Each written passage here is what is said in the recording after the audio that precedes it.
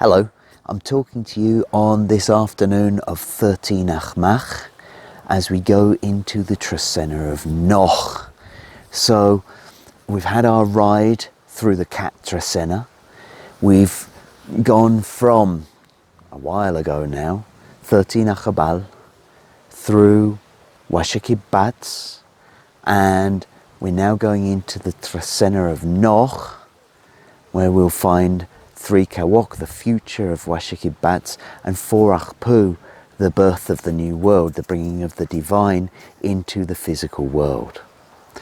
So, the No'j Trecena, what's it all about? Well, No'j is the Nawal of intellect and intelligence. No'j is the Nawal of the left side of the brain.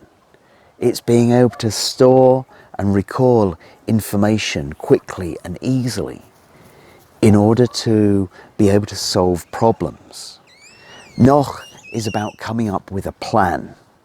And as you might imagine, one No'j could very easily be seen as coming up with a new plan. So the Trecena of No'j could be seen kind of like, okay, we've got all our information, we've got our ideas, we've got what we need to put together. It's all already in here, and now it's up to us to use our logic to put it together in the right way. So this is a great time for maybe thinking things through. It's a great time to be logically putting together the information that you've collected over the last 13, 52, 260 days and coming up with a new plan, a new solution to whatever problems you might have in the world right now. So the Trecena of No'j is going to begin on one No'j. Now, No'j, we're translating as thought, or we've got this idea of thought around it. But one of the other ways that it can be looked at is as the earthquake. So when that idea comes to you unannounced, it comes like an earthquake, it comes in a flash. It's like a revelation, a eureka moment that you might have. And this, for me, when we look at it with regards to one No'j, this is a new idea. This is a change of thought. This is all of a sudden, it's like maybe the old plan wasn't working, or maybe you needed to do something different, or however that might work. And you're wondering, well, you know, how am I going to do this? How am I going to go about this? One No'j is exactly the idea, exactly the day when you might receive that new idea, that new seed of a plan. Now, it still needs to be developed. The one is also this kind of like this energy which has to be developed into something. It's like a seed which is going to grow, which is going to take root, hopefully grow and fulfill its potential. But it's a little bit uncertain as to whether and how it's going to grow. And so as a consequence, sometimes we need to go and check it out with other people. We need to go and ask our peers, our friends, our family, you know, for some of their input on it. And with one No'j, this would suggest maybe you get that inkling of a new plan. Maybe you get that seed of a new idea. But maybe you're also a little bit uncertain about it. And so the day one No'j is a great day to go and check out with your friends, with your family, with the people that you trust, exactly how that might come to pass, exactly how you might be able to take that plan forward. Maybe you don't feel so confident about that plan. Maybe you just need a little bit of input. Maybe you just need a little bit of a push to kind of get you moving on that plan. One No'j is exactly the day to go seek it. So maybe it's an idea also to share your new idea, share your new plan with your friends, and to see what they think. See if they can give you some encouragement. See if they can be the fertilizer and the water that helps your seed to germinate, that helps your plan to come to fruition, that helps you to think it through properly. From one No'j, we're then going to go into 2 Thash. So Thash, the obsidian blade, Thash, that which cuts away the superfluous, the mundane. Coupled with the number 2, this can represent self-sacrifice, This can represent relationships as well. It could be a good day to be looking at your relationship and saying, okay, what doesn't fit anymore? How can we make things better? How can we edit, streamline? What needs to be released from this relationship in order to bring it to full health, in order to bring it to its full glory?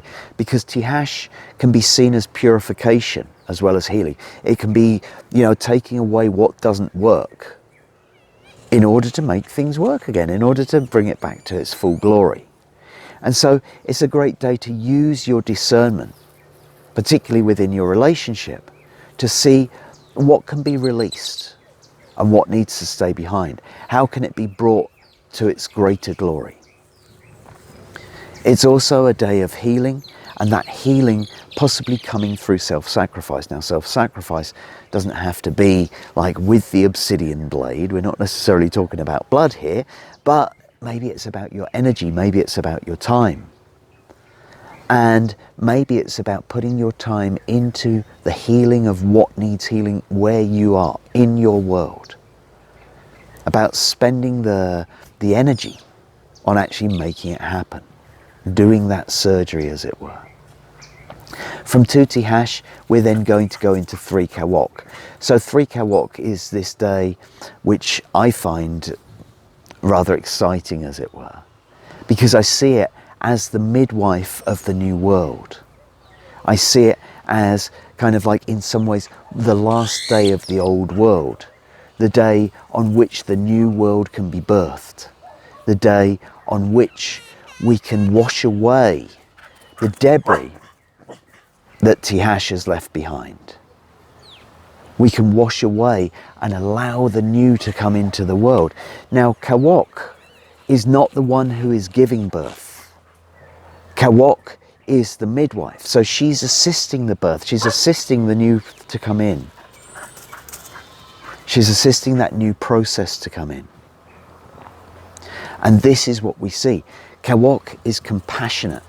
She is the feminine aspect of healing. But she's also strong. She's also the one who was going to push through the barriers. She's the flood which washes away the debris of the old world. The rain which falls, saturates the earth and allows the new growth of the corn. So it's a day to help, or to ask Kawak to help you to push through any obstacles that stand between you and the new world, that stand between you and your rebirth process. Now we see it coupled with the number 3, and the number 3 represents the home. It's also this internal number. It's about birthing from within. It's about being your own inner midwife, as it were. So if there are internal conflicts, internal struggles, if any of that debris that was left from the Thash day is within you, 3 Kawak is a great day to get it out of you. A great day to drink plenty of water and flush out that which needs healing. So from 3 Kawak, the birth process, the midwife is going to take us into the new world. It's going to take us into 4 Achpu. So Achpu, the divine, Achpu, we can see as the sun, as the hunter, as the path to the divine. And here we have it coupled with the number 4. The number 4 representing the physical plane of existence. The number 4 representing the manifestation into the physical of the divine. So it can be very practical. The number 4 can be very practical. It's really about putting down the foundation. And then we have Achpu, which is obviously, Achpu, as I say, the path to ascension in one way or another. And here we have the practical reality of how we're going to ground that, how we're going to bring it into the world. Now, we'll see, like in Kirigua, Stella C gives us the 4 Achpu date as the beginning of the new era of time. 21st of December 2012 was a 4 Achpu day. It's about grounding the new era, grounding the new holy. Now, in all essence, we're going to go through 4 Achpu every 260 days. But we can very much look at it as like, what are you going to ground into your world? This new plan that you've got, how are you going to bring your divine path into the physical world? So it's a great day to be looking at kind of like, maybe even like the physical aspects of that. You know, it's kind of like, okay, let's say that your spiritual path is going to take you here, is going to take you there. How are you going to sustain it? How is it going to support you in the real physical world? How and what can you do to build the foundation for your spiritual path to then take you forward? This is all part of your new plan. This is all what comes in the Trecena of No'j. From 4 Achpu, we then go into 5 Imosh. So Imosh representing the lake, representing the great bodies of water, representing the collective consciousness, coupled with the number 5. The number 5 representing the hand, representing work, representing putting your energy into it. Imosh can also represent your dream. So 5 Imosh can be very much about putting your energy into the dream. Because that plan of No'j, that idea of No'j, is not just going to suddenly materialize on its own. It's going to take some effort, some energy on your part. With Imosh representing the dream, the 5 says, let's put our energy into that dream. Let's put our energy into cleaning the water. Let's put our energy into looking after our seas, our lakes, our great bodies of water, the things that actually keep us alive on this world, right? So it's a great day to put your energy into any project which is surrounding water, but also to put your energy into manifesting your dream. From 5 Imosh, we're then going to go into 6 Ich. So maybe you've kept quiet about your new plan up until now. 6 Ich gives you the opportunity to talk with your family about it. Ich representing communication, representing the divine breath, is giving us the opportunity to communicate.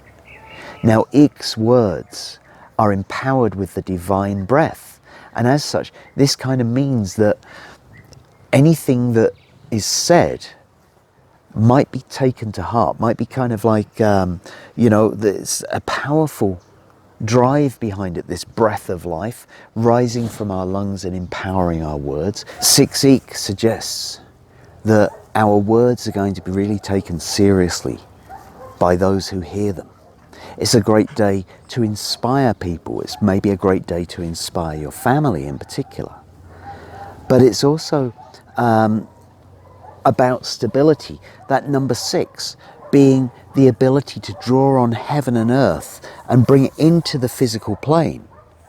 So this is the most wonderful day for making speeches, for making public addresses, because it's kind of like it's the inspired word that comes through, and it comes through in a stable manner.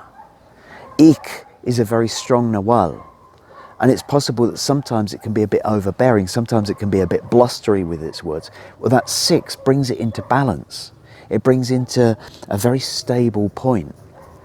And so the words will still have impact, but they are in a way that can be taken on board rather than resisted or rather than like pushed against. So this is why I see it as a great day for any announcement that you have to make. In particular, we could see it as a great day for any announcements that you might need to make with your family, because the 6 also represents the family. From 6 Ik, we're then going into 7 Achabal. So Achabal, the twilight, the dawn and the dusk. Achabal, the new concept which is coming in. And the number 7, the end. Finality, death. Also choices. Okay? So it's the end of the concept. It's the kind of like bringing it to its final point. And if we think about it as twilight, 7 Achabal is like when the first rays of the sun crosses the horizon. The sun has now risen, the new day has begun. It's literally like the end of the twilight, moving that new concept into the world, because it's done, it's ready to rise, it's ready to be. So 7 Achabal can be a great day to kind of like dot the I's, cross the T's, anything which is needed to complete the concept that you're going to bring in.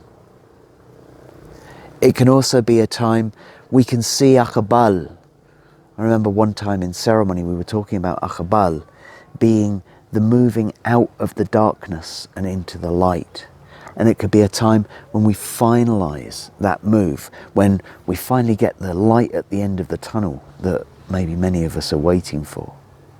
And this is all part of your new plan. This is what it's coming through. How do you get to that light at the end of the tunnel? You do it through having a new idea, one No'j. Okay? So from 7 Achabal we then move to 8 Cat. So Cat, the Nawal of collection, the Nawal of binding. Cat, the Nawal of working out what you need to take with you, catch and release. The Nawal of presence, also the Nawal of the harvest. And so with 8 Cat, we can really see that we have a very clear ability to see what we need to keep and what we need to release, because the 8 is this wholeness, it's the whole cycle. It's planting and harvesting, it's catching and releasing, it's being bound and being released. And so with 8 Cat, it's really a celebration. It may be a little bit too late for this for many communities in the Northern Hemisphere, but I see 8 Cat as a wonderful day to make your harvest ceremony, to make your harvest festival, to give thanks for what you've received, and to let go of what you no longer need to carry. And this ceremony could be made by anyone in exactly that same vein. As you go forward, as you take your new idea forward, what do you need to keep in your bag? And what do you no longer need to carry with you? What can you release? 8 Cat is a great day to inspect that, to have a look through your bag.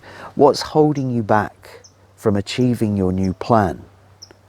What tools, skills and resources do you need to carry with you that you already have in your bag? This is also something to look at. And 8 Cat is the perfect day on which to do it. From 8 Cat, we then go into 9 Can. This is kind of like a spark of life. Can being the body lightning, the ki, the chi, the kundalini, that body energy, our life force energy that flows through us. The life force energy that animates us. And here coupled with the number 9, the number of life itself. So there is no more potent symbol of life force energy than 9 Can. It's literally kind of like the spark of life. Maybe it's like putting the spark of life into our new plan, putting the spark of life into our new idea, bringing it to life as such. Now can also be rather political in its way, because it can also be about manipulation. It can also be about illusions. It can also be about the wisdom to see through those illusions. And with the 9 involved, this is also the number of the divine feminine.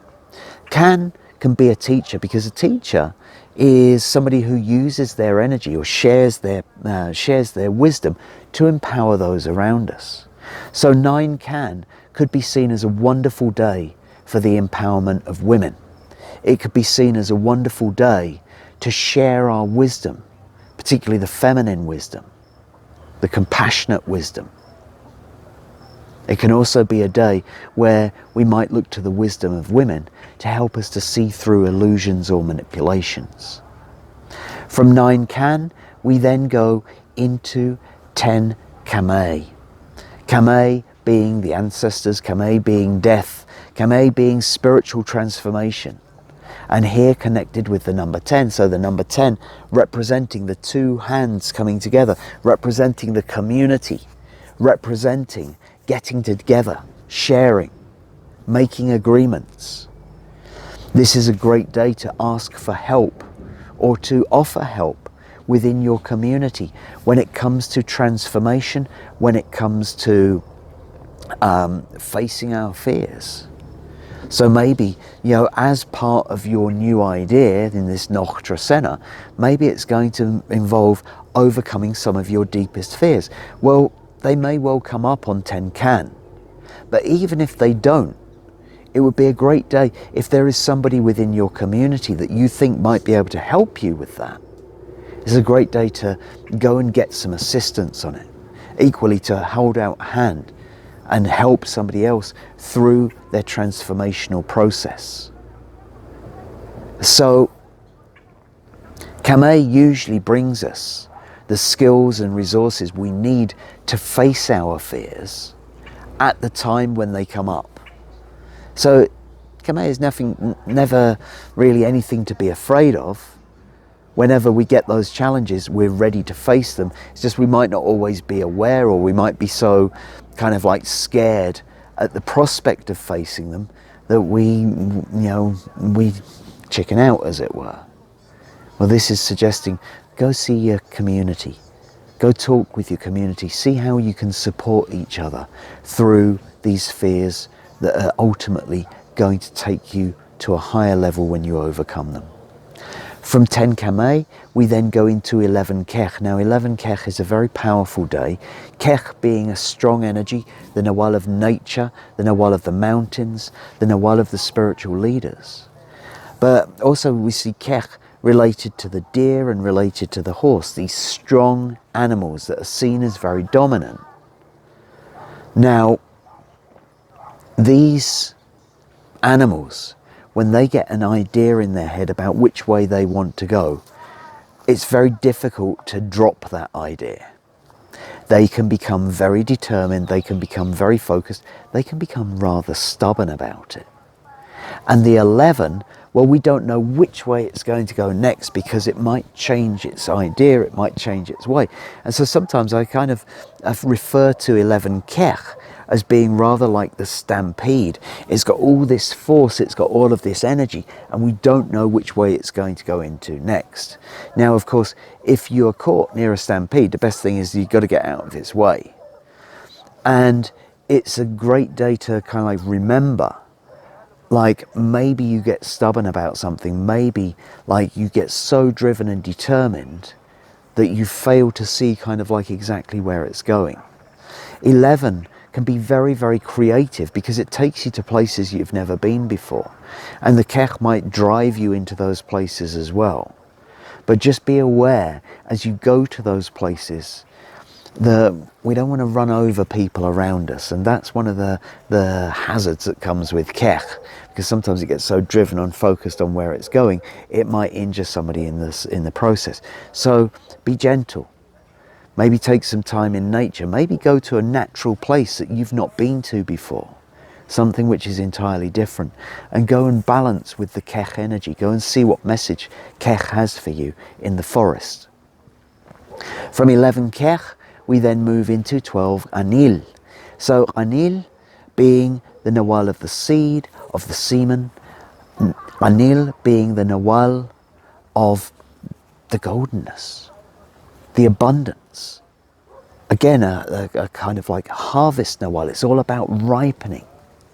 And here we see it with the number 12. Now, the Trecena that we're in, Trecena of No'j, the new plan, the new idea, 12 Anil brings along a special energy towards the end of this Trecena. Because Anil is all about bringing things to ripeness, bringing things to their conclusion, bringing things to their ultimate ripeness, their golden nature.